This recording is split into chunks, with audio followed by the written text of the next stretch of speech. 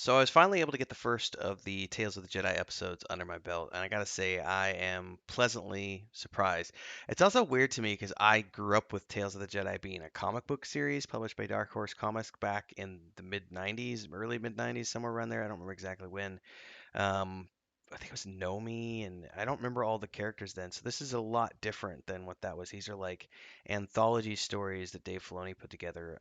And this first one, it feels really apt that the very first episode out of the gate is about Ahsoka Tano because that's Dave Filoni's primary character, and to this date, it's probably one of the most famous Star Wars characters outside of the main Skywalker saga personas that we've all come to know and love over the years. So it was a very good introduction into this series of shorts. I don't know if they're going to be pursuing this beyond the first season, but we did get a few episodes. I'm going to be reading here on my channel, starting off with episode 1. If you like this kind of stuff, don't forget to like, subscribe, hit that bell icon so you get more like this. We'll talk at the end about ways you can support. But in the meantime, let's just dive right into the review of this episode. So I have a lot of questions about the Torgruta people now, that the people that Ahsoka comes from, because I don't know that I don't remember having seen them before. So, are they all living in quiet little villages in the middle of the forest, or this is just where Ahsoka's family's from? So I'm not intimately familiar with every tiny little tidbit of extended lore from Star Wars. So I'm not sure if this is something that's been answered before, but they do appear to be using droids at least to help them with the repairs in some of their buildings. So that's kind of interesting. We do get this joking moment as Ahsoka's father teases her mother, Pavti, as she's leaving to take Ahsoka on this hunt. Um, because Pavti appears to hold to the old ways, believing in the spirits of the trees, the spirits of the ancestors, and how it's important to take the child out to get her in touch with nature. So Dad kind of teases them a little bit, but ultimately, bids them farewell while he continues repairing the house. And as they go by the old woman, we get a timeline here that she's a little more than a year old at this point. And I love the fact that this old woman, the elder of the tribe, is feeding these little creatures at her feet, because that's kind of like a Star Wars tradition at this point, right? Like tiny little creatures, really sweet. And we get a sense of foreboding here, in the sense that the elder gives a blessing with the thumb on the forehead.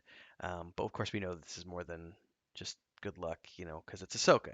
She's obviously destined for big things. She's woven into the fabric of the Skywalker saga in a way that the films might not show, but the supplemental material has allowed us to see as it's spanned, I guess, decades now. In any case, as they're going through the forest, the mother gives baby Ahsoka a speech about how life is all around you.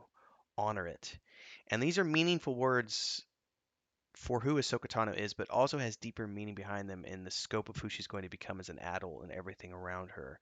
But here it's all about the hunt, and this is a sacred moment when life must be taken to sustain others. And we also get some proper gun safety here as she puts the baby down first underneath her and leans up against a tree, takes down the animal, and as this happens, the elder feels something all the way from the village.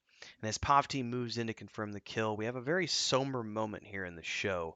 Very somber for a kids show, even for an adult show, but definitely for kids, because it is showing the death of an animal, but it's also showing the respect that a hunter gives to their kill. And the baby doesn't want to watch, doesn't want to look, but the mother is reminding Ahsoka she must face death, not fear it. And then she takes out her knife and does the killing blow so the animal doesn't suffer, and murmurs some words to the spirits in respect as she does so. And again, the elder feels something.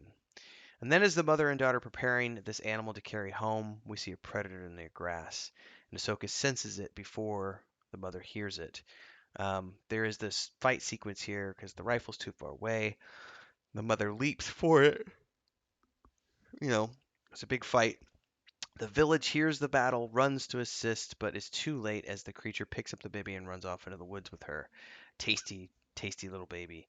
And yet we see the elder coming to the edge of the woods, grasping a stone around her neck and whispering something into the wind. So not as all is not lost, right? And of course we know the future of Ahsoka Tano, so we know she's not going to die. So, but we do get this very powerful sequence here of this young child, a year-old infant, using the power of the Force to calm this animal, to dominate the mind of this creature, and ultimately it brings her back to the tribe. She's riding on its back as she appears. Everyone is in awe of this moment, and especially the mother and father. And what is she? What is this? And the elder, of course, says she's Jedi. So it was a really cool sort of, these are not meant to be groundbreaking episodes that tell hugely important stories. They're just little kind of insights into characters that we already know, and I'm looking forward to more of the same from this series. I've heard really good things about Tales of the Jedi. Obviously, I'm behind the times reviewing this, but it is what it is. So if you like this, don't forget to like, subscribe, hit the bell icon, drop a super thanks on this video to support. You can join as a member. Don't forget the Patreon page. May the force be with you, and I'll see everybody in the next episode because we're going to be reviewing these over the next week or so. Cheers, everybody.